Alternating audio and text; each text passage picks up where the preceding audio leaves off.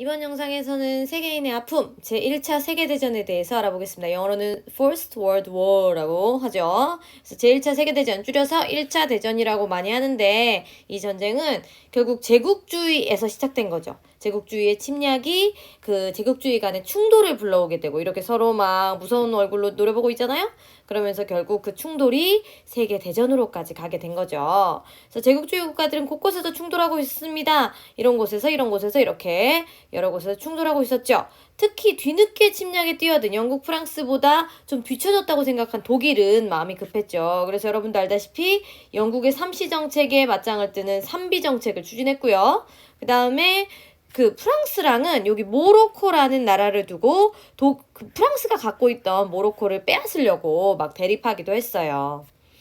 그러면서 이제 세계는 두 편으로 나눠집니다. 바로 사실은 이 독일이요, 원래 통일할 때부터 프랑스랑 사이가 안 좋았거든요. 그래서 독일이 먼저 프랑스를 고립시키기 위해서 오스트리아랑 친구를 먹고 이탈리아까지 끌어들입니다. 그래서 하나, 둘, 셋, 삼국 동맹을 맺게 되고요. 그 다음에 영국은 그렇게 독일이 막 친구를 먹고 폭주를 하니까 독일의 폭주를 막기 위해서 원래 프랑스와 파쇼다 사건 이런 걸로 대립을 했지만 결국 손을 잡아서 영국, 프랑스 그리고 러시아가 손을 잡아 이렇게 영프러 삼국 협상이 만들어집니다. 그래서 우리는 영프러와 도고이의 대립을 보게 되는 거죠. 그래서 삼국협상, 삼국동맹 요거는 꼭 기억해 두시고요. 자, 바로 이렇게 영프러, 도고이가 서로 세 나라씩 팀을 짜게 되네요. 자, 하지만 이렇게 팀을 짰다고 해서 바로 전쟁은 아닙니다. 그런데 그 전쟁이 터져버린 곳은 바로 유럽의 화약고라고 불리는 여기 바로 발칸 반도라는 곳이었어요. 여기는 요런 나라들이 있는 곳인데요. 유럽의 화약고, 뭔가 불만 붙이면 터져버릴 것 같은 그런 위험과 긴장을 안고 있는 곳이었죠. 그래서 화약고라고 불렸던 이유가 여기는 굉장히 다양한 민족들이 있었어요. 근데 그 다양한 민족들이 이 안에서 또 대립을 하는 거죠. 계속 오스만 제국이 지배하고 있을 때는 그냥 하나로 뭉쳐 있었는데 오스만 제국이 이제 약해지면서 독립을 하면서 이 나라들이 서로 자기 목소리를 내기 시작하는 거죠. 그래서 여기에 사는 슬라브족 들아 함께 뭉치자라고 하는 범슬라브주의는 요 러시아와 세르비아 이런 나라들을 중심으로 뭉치기 시작했고요. 그거에 대항해서 독일 그리고 오스트리아는 또 이쪽에 있는 게르만족을 모으려고 하면서 게르만족과 뭉치자라고 하는 범게르만제를 내세우면서 이 발칸반도에서 범슬라브주의와 범은 모든이라고 했죠. 그래서 슬라브족아 모두 모여라, 게르만족아 모두 모여라 하고 대립을 하고 있었던 거죠. 그러면서 이 대립이 결국 터져버립니다. 불이 붙은 거죠. 바로 그 이유는 오스트리아 헝가리가요, 보스니아라는 나라를 점령해버린 거죠. 그런데 이 보스니아를 탐내고 있었던 나라가 바로 세르비아였습니다. 그래서 이 세르비아가 오스트리아 헝가리에 대한 어떤 반감이 심해지게 되죠. 그런데 마침 오스트리아 헝가리의 황태자 부부가 이 보스니아를 점령한 기념으로 보스니아의 수도 사라예보를 방문한다는 소식을 들은 거죠. 그래서 이 세르비아의 한 청년이 그 날을 잡은 거죠. 그래서 바로 사라예보를 방문했던 오스트리아 황태자 부부가 이렇게 유유히 지나가고 있을 때 바로 세르비아 청년이 나타나서 총을 빵 하고 쏜 거죠. 바로 이 사건을 사라예보에서 일어난 사건, 사라예보 사건. 바로 오스트리아 황태자 부부를 세르비아의 한 청년이 암살한 사건입니다. 이게 바로 1차 대전의 시작이 된 거죠.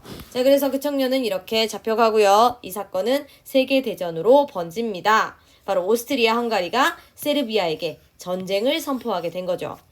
근데요, 이렇게 둘의 전쟁이 결국은 너 내 친구, 너 내 친구, 너 내 친구, 너 내 친구한테 그러지 마 라고 하면서 세계대전으로 확대되는 거죠. 좀 더 자세히 볼까요? 먼저 세르비아 쪽에는요, 러시아가 같은 슬라브족이거든요. 그래서 지지를 합니다. 러시아 혼자 오느냐? 그게 아니죠. 친구들이 같이 오는 거죠. 바로 영프러. 그래서 영국과 프랑스 삼국 협상 국가들이 다 참여하게 되는 거죠. 반면에 오스트리아 헝가리 쪽은요, 게르만족 친구 독일이 지지합니다. 그러니까 독일이 지지하고 오스트리아가 있으니까 당연히 삼국 동맹이 들어오는데 여러분 아시다시피 요 이탈리아는 전쟁이 시작되자마자 여기로 갑니다. 그쵸? 이렇게 와주세요. 그래서 이탈리아, 일본, 중국은 요쪽에 가담하게 되고요. 그래서 영프러, 그 다음에 이탈리아, 일본, 중국이 가담한 요쪽을 우리는 연합국 그리고 이쪽은 이렇게 독일, 오스트리아가 있는데 거기에 이런 나라들이 또 함께 하기로 하죠. 그래서 동맹국, 삼국 동맹이 중심이 됐다 그래서 동맹국. 그래서 결국 연합국과 동맹국의 1차 대전이 시작된 겁니다. 자, 처음에 독일이요. 아주 무서운 기세로 양쪽으로 진격을 합니다. 이쪽에서는 영국, 프랑스를 공격해야 되고 이쪽으로는 러시아를 공격해야 되는 거죠. 그래서 빨리 끝내버리려고 하는데 의외로 여기 프랑스가 저항이 만만치 않은 거죠. 그래서 이 영국은요, 이 독일을 좀 곤란하게 하기 위해서 독일의 여기 앞바다를 막아버립니다. 영국 배로 여기를 완전 다 깔아버린 거예요. 그래서 바다로 진출하지 못하도록 한 거죠. 그랬더니 독일이 니네 바다 위로 우리를 못 가게 한다면 우리는 그렇죠. 바로 잠수함. 바다 속으로라도 가겠다. 그래서 무제한 잠수함 작전을 피는데 왜 무제한이냐면요. 바로 이거죠. 영국으로 가는 배는 무조건 침몰시킨다. 그래서 무조건. 그래서 무제한이에요. 그래서 영국으로 가는 배는 국적 상관없이 다 침몰시킨다라고 하던 이 무제한 잠수함 작전, 독일의 이 작전이 결국은 영국 배를 공격하다가 잠자던 사자의 코털을 건드립니다. 바로 이 배, 루시타니아호라는 배가 독일 잠수함의 공격을 받아서 침몰하는데요. 바로 여기에 미국인들이 타고 있었던 거죠.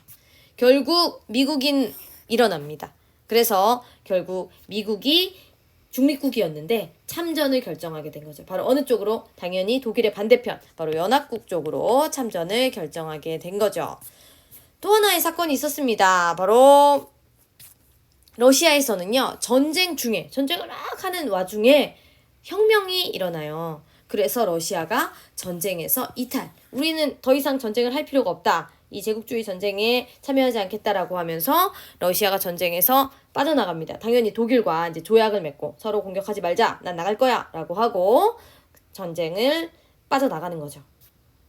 그러니까 독일과 오스트리아로서는 좋죠. 왜냐면 이제 이쪽은 공격할 필요가 없으니까 이쪽으로만 이렇게 공격을 하면 됩니다. 그래서 프랑스를 향해서 막 공세를 퍼붓는데 안타깝게도 그 독일의 동맹국 친구들 불가리아, 오스만 제국, 그리고 오스트리아, 헝가리까지 모두 항복을 합니다. 결국 독일에서도요, 혁명이 일어나서 공화국이 세워지고 결국 독일도 항복을 선언하게 되죠. 이렇게 해서 결국 전쟁은 동맹국의 항복으로 막을 내립니다. 연합국의 승리였던 거죠. 자, 그래서 이 1차 대전은 제국주의 국가들이 각자 이익을 챙기려고 하는 과정에서 일어난 전쟁이죠. 그래서 제국주의가 이 전쟁의 원인이 되었다 기억하시고요. 그러나 이 전쟁은 이전의 어떤 전쟁과도 차원이 다른 전쟁이었다. 뭐 무기라든가 그래서 생긴 피해라든가 모든 것이 달랐다라는 거. 이건 우리가 수업 시간에 했기 때문에 다루진 않겠습니다. 그래서 우리 1차 대전의 그 일들을 기억해 보시면 좋겠습니다.